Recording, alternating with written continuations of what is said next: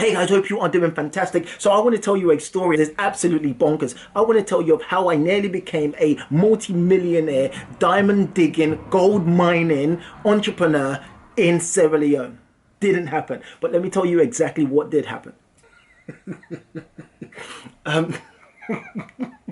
This is so embarrassing. So some of you know my story. I had a recruitment company and it was doing incredibly well. During that period of time, I connected with an old school friend. In fact, someone I went to my university. We weren't actually friends, to tell the truth, but he went to my university, a little bit popular in the university, and we connected. We had some mutual friends. He messaged me saying, hey, hope you're well. Haven't seen you in a while. Hope things are going well with you. So we just started speaking. I said, hey, I'm in Germany. I'm doing well. I'm enjoying my life. And he said, look, I heard things are going well for you.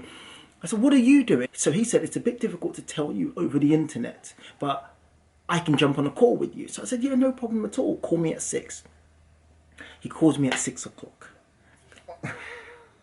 He called me at 6 and he said, hey, listen, I can't really say this over the telephone lines because there might be people listening. So I'm getting excited. I'm like, yo, he's about to tell me that he's some international spy. He's about to tell me something, just something wild and fun, because I just needed some excitement. He said, look, as it stands, my uncle is the president of Sierra Leone.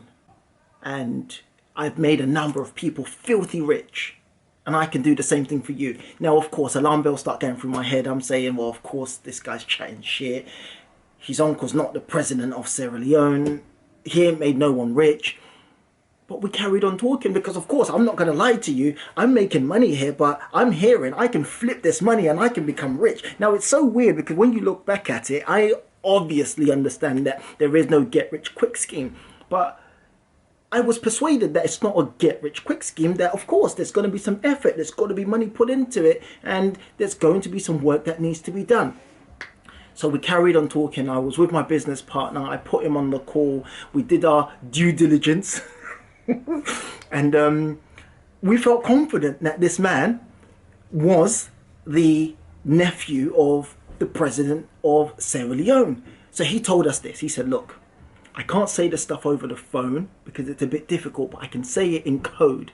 And I said, okay, cool. So he pretty much explained to us that he had access to gold, to diamonds, to oils, to certain commodities. And we could purchase these things at significantly below market value and resell it at a higher margin. So I said, well, that makes sense because I know all this stuff happens. I know people buy stuff because they've been given contracts. And I'm saying, this sounds a bit fishy, but you know what? I've got some money. I can take a hit. I can take a gamble if it pays off, because bearing in mind, I know this guy. So I know him because we went to the same university. So again, over time, these alarm bells start going down and I'm starting to be a bit more confident because I'm saying, wait, I haven't seen you since uni. Where have you been? He said, well, listen, I'm living like a king over in Sierra Leone. I've been in Sierra Leone for the last 5 years. I'm doing great. I'm doing whatever. So I said, well, maybe that is true. Maybe he actually is making all this money because he's got these contacts and he's got these connects. So I said, look, do you know what, mate, I'm really busy. My business is doing great over here. I've got a ton of stuff. I just don't have all the time to be sitting on the phone and talking. Let me send you out some money. Let me send you £20,000 and you just do whatever you're going to do and make me a return on it. And if everything goes well, then do you know what? I'll send you more money. And he said to me, hey, no, that's not how I work. I don't work like that. I don't want your money. You've got to come down yourself and see how it works yourself. So of course, naturally for me, all the alarm bells disappeared. Because I'm saying, if this guy's a scammer, he would have taken my money and run off. He said, no, I'm not taking your money. I forced him. I said, take the money, take my 20,000. What's your bank details? I'm going to transfer it to you. Take my money. He said, not going to happen. That's not how I do business. You've got to come down and see the operations. You've got to come down and oh my God, as I say all this stuff, it's so embarrassing. You've got to come down and see the operations, see the mines, see the farm, see this. And I'm like, okay, maybe I do trust this guy. Then one day he calls me.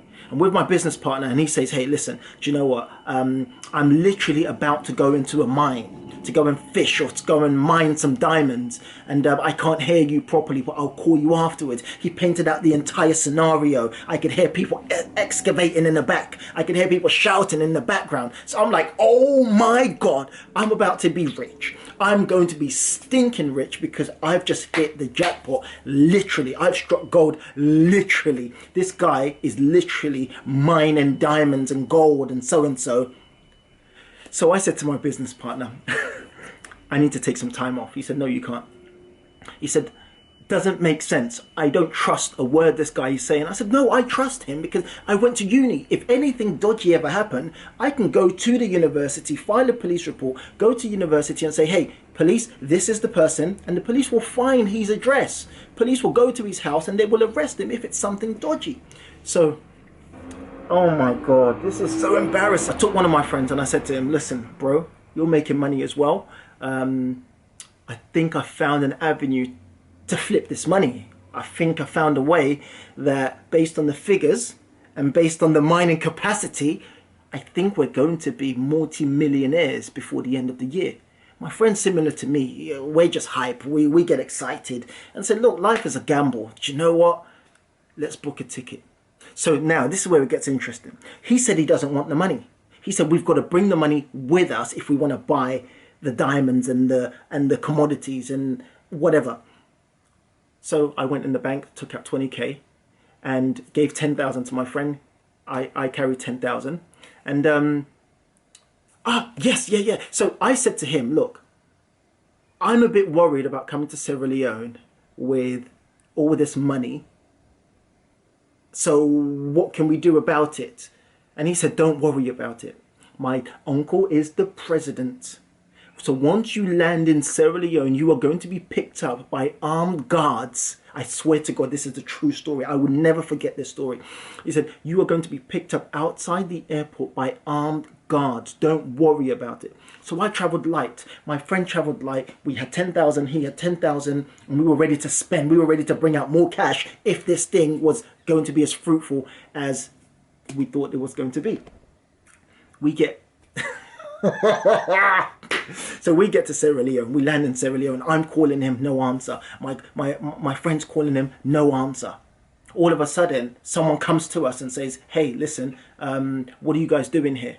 And we're trying not to speak with our English accents because we're like, they're going to know that we're foreign. They're going to know we have no clue what's going on. I'm looking for the armed guards. I'm looking for the people that's going to pick us up in a convoy. He literally told me we're going to get picked up in like a convoy of 10, 15 armored plated cars. And because the president was going to, again, look, guys, don't judge me. Okay, do judge me because it's just stupid.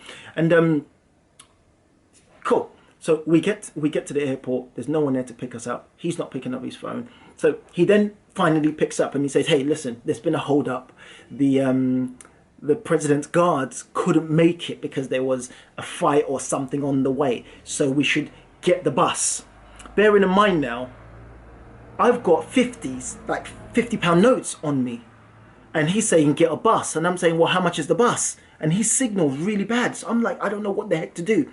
So we jump on this bus and we're told it costs £50 each to get on the bus, which we now find out is a complete lie. But of course, we don't have change. We don't want to pull out wads of cash. So because I'm just shitting myself. So we jump on this bus because the bus is supposed to take us to the island, to, I think, Freetown. It's Freetown. Anyway, we jump on this bus and I'm sitting next to my friend and I start praying because I said, whoa, I think we've made a big mistake and I'm sorry for bringing you here. I think we're going to die. I genuinely thought we had been kidnapped and we were going to die. Because people got off the bus, but we knew, or we were told, that we were going to the last stop. And as we're getting closer to the last stop, we don't know it's the last stop, of course. As we're getting closer, I can hear water. And it's dark. There's no lights at all. We're driving through some kind of, it's not a jungle, but it's just dark. And all I hear is water. Someone starts shouting and they put a life jacket over my head, give a life jacket over my friend's head. And they're like, go, go, go. So I'm like, what the flip is going on? My friend and I are physically holding hands saying, oh my God, we're going to die. We're going to die. I'm sorry, man. I love you, man. Tell my mum. So we get put on this boat.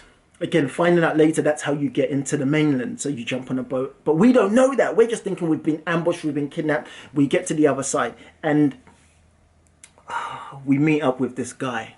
So we meet up with this person that was going to make me a multi-millionaire. He turns up with his security guard. He told me he had like Lamborghinis. He told me he had a Bugatti. He showed me pictures. So, do you know what's so interesting? When you want to believe something, you will bypass everything else. He showed me pictures of Lamborghinis. Now, in hindsight, I never saw him sitting in the Lambos or the Bugattis. I just saw pictures of it. Now he picks us up. And I'm like, bro, like, what happened, man? Listen, I thought I was going to die. I thought I'd been kidnapped. Why didn't you come get us? He said, oh, made up another story. He said the president's guards couldn't get to us. The convoy was halted or whatever the case is. Then he puts us in a car. Now, my first issue, this is where alarm bells should have gone off. I should have said, what the flip is this car? Now, again, I'm not a snob. No, I am a snob, actually.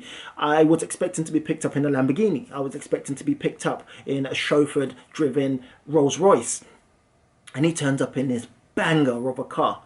So I couldn't hold it back. The first thing that came through my mouth was, bro, how come you got this car?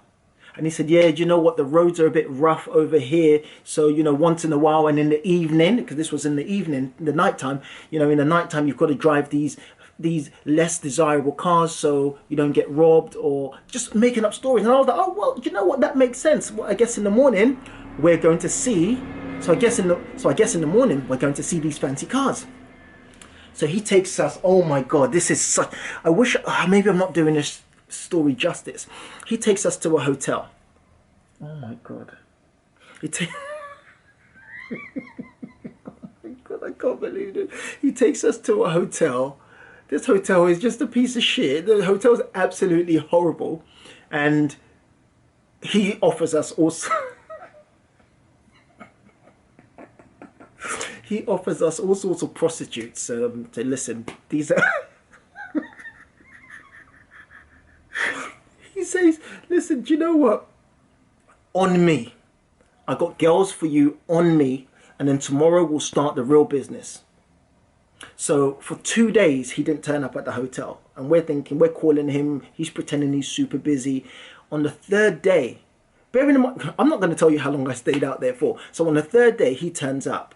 He pulls me and my friend aside and he says, listen, guys, the president and his pals, so members of parliament or whoever, have been watching you since you arrived, and they're not happy with the hotel in which you're staying in. So you've got to upgrade. They're not going to work with you. They're not going to give you the discounts on these diamond and gold. Oh my God, I could actually cry. I can't believe all this stuff. So they're not going to give you all these contracts that you're here for if they know that, you know, you're staying in this crappy place. I'm like, bro, listen, wherever you want us to go, I will go. Let's 5-star it. Because I'm not even comfortable staying here. Let's go to a fancy place. So he says, do you know what? Here's a list of places. And then we pick a 5-star hotel. Beautiful resort. And we decide to go there. I'm actually made friends with a celeb in that same hotel. Obviously, I can't mention their name because they're actually now famous. They weren't famous then, but they're now like super famous now. But we became really, really good friends. We had some fun out there. Again, I'm not going to get sued, so I'm not going to mention it. But we moved to this new fancy hotel. Amazing hotel. Customer service amazing. Pool amazing. Bedroom amazing. So, day 4. We said, yo, bro, let's go buy some diamonds. Let's get this show on the road, because I've taken time out of my business. I've flown in from Germany all the way here. Let's crack on. Let's go get this money. Excuse number 1. Hey guys, don't rush. Take it slow. The president's still analyzing you. I'm like, yo. Then, day number 5. This is when I knew something was up. Day number 5, he comes into the room. This is what he does, literally. I can't do it justice. He walks into the room. Then he says, have you got any listening devices? I'm like, bro, no, of course I don't. He said, let's check. Just in case they've bugged you. This guy's got problems. He said, let's just check just in case they've bugged you. So I check around. I don't know what I'm looking for. I'm checking around. He's checking around. I'm checking around. He's checking around. He's using his phone to pretend his phone is some kind of radar detector to see if your room's been bugged or something. And then he does this. This is the part I will never forget. he pulls out a chair. So I'm sitting here on one bed. My friend is sitting on a chair here, and then this guy pulls out a chair and he's sitting in front of us like a triangle. And he goes like this. He sits down. We're facing him, and he turns behind him like this to look over his shoulder, and then does that, checking as if, you know, there's someone, or maybe is there someone. He said, guys, come closer. So we lean in closer. He said, listen, do you guys actually know what I do? And we said, yeah, bro. Listen, you're the diamond guy. You're the connect. You're the nephew of the president. He said, no, that's not all I do. My main job. I said, tell me, what is it? I swear on my life. This is what he said. This is not a fake story. I swear on my life. He says, come here. Come here. I clean money. I clean money for Gaddafi. Secondhand. I said, pardon me? He said, yeah, don't say it too loud. But that's how I make all my money. So someone cleans Gaddafi's money, then they pass it over to him, and he cleans it for Gaddafi. So now I'm sitting there internally looking at my friend, angry on the inside, saying, I think I've just wasted your time and my time coming here, because if this man is going to tell me that he cleans money for Gaddafi, what if you're going to tell me that you clean money for General Gaddafi secondhand, and you expect me to sit here and believe this story, then you've got another thing coming. So he finally left the room. He said, guys, get ready. We're going to go make some money today. So at this point, I realized something was up. So I said to my friend, I said, yo, listen, I don't know what the heck is going on, but this isn't adding up, because we came to get some diamonds. We came to get some gold. We came to get some, I think, timber as well. And we came to get some contracts. This story is actually going to be really long, guys. And he picked us up. He came back saying he had a driver. His driver's name starts with a T. Again, I don't want to mention his name because I was actually going to sue him. But again, that's for another story. And driver picks us up. We go to another resort. So he's driving us, pretending that we're going to a business meeting. We're dressed up in suits in the scorching heat in Sierra Leone. We're wearing suits. He said, guys, listen, you don't have to dress up in suits. We don't do that around here. But listen, all I know is I'm about to meet some official and some royalty. I'm dressing up in a suit because I'm trying to get all this money. He takes us to a resort. There are lots of girls, lots of beautiful women. So, of course, I'm angry, but when I see all the beautiful women, I kind of calm down, start having a drink, start talking to a few ladies. So the night goes. And then I'm angry at myself. I'm saying, for flip's sake, you know what, TJ? Tomorrow, real business starts. The same thing happened the next day, and the next day, and the next day. And then I met this famous celeb now, super famous guy, all over our TV now. Met him at the hotel, got speaking to him, went out, spoke to him as well. He explained, oh my God, I don't know if I've said too much, if anyone's able to find out who he is now. You know, I'm going to cut him out of the story because I don't know what he's told his wife or what he's told anyone. Anyway, so I'm going to cut him out of the story. So, long story short, oh God, we were supposed to go to get some diamonds in some village somewhere. He then told us, yeah, so we were supposed to get some diamonds the next day from some village somewhere. He then tells us that, oh my God, by the way, I fell in love while I was out there, which is why I'm not super angry. I actually fell in love, and I was, God help me. Jesus, I need Jesus. So, oh my God, I could tell so many stories from this experience. I fell in love with this girl, can't remember her name. I promised her a visa, I promised her a passport, I promised to change her life. My God. But I'm going to tell you about her, actually. I will tell you about her another time. Can't remember her name, but I actually did love her because she was absolutely beautiful. But that's not... Anyway, yeah, I'm shallow. So, he promised us that we were going to go get some diamonds, and then supposedly... Oh my God! I'm actually angry saying this. The day we were supposed to get some diamonds, because we sat down and had a conversation. We said, bro, listen, we've partied enough, we've met enough chicks, we've drank enough, we've had enough fun. We need to actually get some money, because at this stage, if everything works according to what you're saying, I could give you hundreds and hundreds of thousands of pounds. And this is why I also brought my friend who's also got money. We could bring you a lot of money, and we could make some serious money very quickly. So this is what he did. He took us to meet with his mum. He took us to his mum's office, and his mum reiterated everything he's been telling us. So all that angst and fear that I've been having and just thinking he's a liar, that disappeared, because his mum, an elderly woman, was sitting in front of me saying, yeah, we've got access to diamonds and gold, and we can get you as much as you want. And she did some calculations, and she said, look, if you put down £100,000 based on what somebody else had done, one of their other fake business relationship, she showed us the documentation. Look, this person put down £100,000 in less than 6 months. They had made $500,000, and I'm like, what the flip? So this guy's just an idiot. Maybe he's just not a business person. That's why he's been taking us to parties instead, and so and so. But now we meet the mum. We meet the mother in her office. We go to her office where she's got an admin and she's got staff. So I'm like, clearly this cannot be a scam, because, and where is the scam anyway? Because he could have just taken my money when I offered to give him or transfer him 20,000. But I'm here now, and the mum's saying to me, this stuff is real. Then the mum says, hey, I want you to go and meet this person. And this person was supposedly the Minister of Agriculture or something like that. So I'm thinking, do you know what? We're getting closer to the source. We have a sit down with the Minister of Agriculture. And the minister says, look, do you know what? Yeah, I've got access. I can get you this. Maybe it's not the Minister of Agriculture, Minister of something. I can get you this. I can get you that. So this guy's clearly connected either way. Oh my God.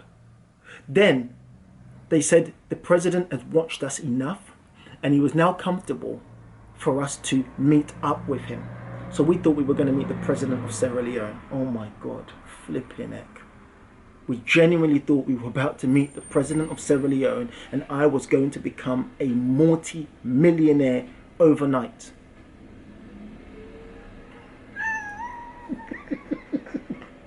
Oh my God. Okay, so excuse after excuse after excuse. I give this guy $20,000. Now, not pounds. So I transferred it. I changed it over to $20,000 because they use dollars over there. And he said he was going to give it to this person to go and get more diamonds out. So we meet with, so I give him $20,000 to go out there in the village to go and get me some diamonds. Nothing happens that day. So he's holding my $20,000. Bearing in mind, guys, we've probably spent, now I've been there over a week, I've probably spent maybe maybe $4,000 already on hotels, on eating out, on balling out, and just being an idiot because I had the money then. And so nothing transpired from the diamonds. So, oh my gosh. Yeah. He then said, the president's ready to meet you, but before you can meet the president, you've got to meet someone else who controls the president. Can you guys see how crazy this is? Now, I'm already made up my mind that, look, you know what, something dodgy is going on. But again, I've been reassured by his mum, and I've been reassured by this minister of something, that everything's kosher and everything's above board. So I'm just saying, why are you worrying for no reason? Bruh. We get to this house, big, massive house. We walk in, and it's his grandfather. And his grandfather is sitting there telling us that, listen, I can make you filthy rich. I can make you stinking rich. All you've got to do is pay me $50,000 and you'll be rich tomorrow. Because I will give you all the contracts, and I will give you access to buy, and I will give you all the contracts, and I will give you all the access to buy in as many diamonds at this price and that price and this and this and this. Did it happen? No. After an additional week, my business partner or my friend, after an additional week, my friend got fed up. He said, listen, I've left my business behind. I've left my staff behind to come and buy diamonds. Well, as I said, he admitted later he knew it wasn't going to happen. It was just a glorified holiday for him. So he left me. He left. So that's 2 weeks. I stayed for a further 2 weeks. So I spent 1 month in Sierra Leone chasing this guy for the diamonds. And when I realized that it wasn't happening, I said, bro, enough is enough. I need to go back. I need my money. He said, oh, but you know what? I've already sent your money to the mining village or to this person, so I don't have it anymore. But don't worry, it's going to come back. And yes, they're not going to be able to find you like the diamonds that's going to make you a millionaire. But he's already been told that from the $20,000, they found enough diamonds to flip my money 3 times over. But I didn't believe this because I'm now fed up. I'm like, you know what? Keep the profit. I want my initial money back because you've clearly just taken the actual mick. Because there is no diamonds. I don't believe there's any diamonds. You are a waste of space. Where's this damn president? And it didn't exist. So, either way, didn't get my money back. Came back to the UK and had to pursue him in the UK. Now, of course, he's living in Sierra Leone. I contacted people that I knew that knew him. I contacted every single person under the sun saying, do you know this person? This person has got my money. This. And I had to go through to his family. So I knew, I didn't know them, but I knew of his family. And this was during Twitter days. So I knew of his family. So I tweeted his brother. And I said, yo, bro. I said, yo, bro, listen, this is a situation that's happened with your brother. You need to sort this stuff out because your brother's not picking up my call. He's got my 20 grand or however money he's got left. I want my money. The brother ignored me. So I had to do something really bad, which I didn't feel happy doing, but I had to. I contacted his brother's wife. So I said, hey, brother's wife, the family you've got yourself involved in, this is what they've done. They brought me over to their country, albeit naively, they brought me over to their country. The mum's in on the scam, the mum's in on the scam, the granddad's in on the scam, some ministers in on the scam. They've got my money, I want my money back. Otherwise, I'm going to the press. At that point, I think the cousin called. Either way, long story short, the whole family was involved in this whole scam. And I got most of my money back. I think that was only because we knew of the same group of people.